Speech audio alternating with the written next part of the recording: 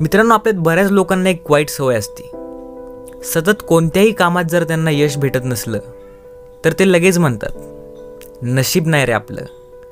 कायम आयुष्यात नशिबाला दोषी ठरवतात. कधीच पूर्ण प्रयत्न करत नाहीत, काम पूर्ण होत नाही आणि म्हणायचं नशीब नाही आपलं. जेव्हा Ambani, Bill Gates, Mark Zuckerberg ह्यांचा विषय काढला, अरे त्यांचं नशीब असतं रे, प्रत्येकाचं नशीब नसतं त्यांच्यासारखं. कसं असेल प्रत्येकाचं नशीब त्यांच्यासारखं? 24 तासामधून 20 तास ते काम करतात, तुम्ही तर 7 तासातच दमताय. तुम्हाला माहिती आहे नशिबाची गोष्ट कोण करतं?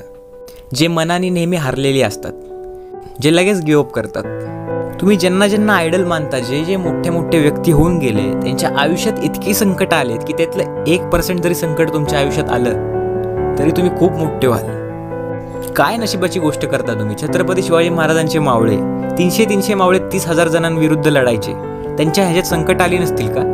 त्यांच्यात कसं काय नशिबाने साथ दिली असेल? कारण की ते संकटाशी लढले, स्वतःचा पूर्ण 100% त्यांनी दिलं. डेडिकेशन लेवल होती, माइंडसेट होता, फोकस होता आणि जिद्द जी होती ना की गड ताब्यात घ्यायचा आहे, विजय मिळवायचाच आहे, अशी ॲटिट्यूड होतं.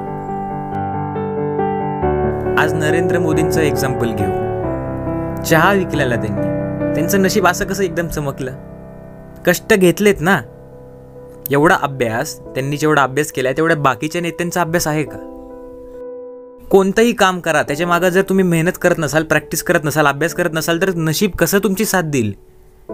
लक्षात ठेवा, आयुष्यात 100% मध्ये 1% नशीब असतं आणि 99% मेहनत असते.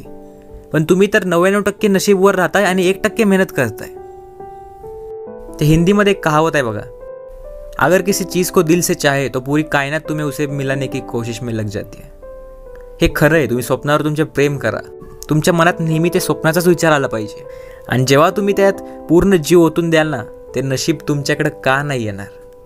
त्या वरच्या परमेश्वरानं नशीब हे सगळीकडे पसरवलंय. फक्त ते घेण्यासाठी आपल्याला काहीतरी करावं लागतं, ते जवळ आणण्यासाठी, ते कपाळावर त्याला घेऊन चमकवण्यासाठी काहीतरी आपल्याला करावं लागतं. आपल्याला 2 हात 2 पाय दिलेत ना, करा ना, एकदम मेहनत करा ना, कधीतरी आयुष्यात काहीतरी मिळवा ना. का नशिबाला दोषी ठरवताय? स्वतःतली कमी काय आहे ते बघा ना. आज झाकून तरी बघा तुमच्यात किती कमी येते. काही न करता काही मिळत नाही आयुष्यात. आणि शेवटपर्यंत जर तुम्ही नशिबालाच दोषी ठरवताय तर मी तुम्हाला लिहून देतो की तुम्ही यशाच्या काबिलियतमध्ये नाही. तुम्ही काहीही करा, आयुष्याच्या शेवटच्या श्वासापर्यंत जर तुम्ही नशिबालाच दोषी मानत असाल तर यश तुमच्याकडे येणार नाही, हे मी लिहून देतो.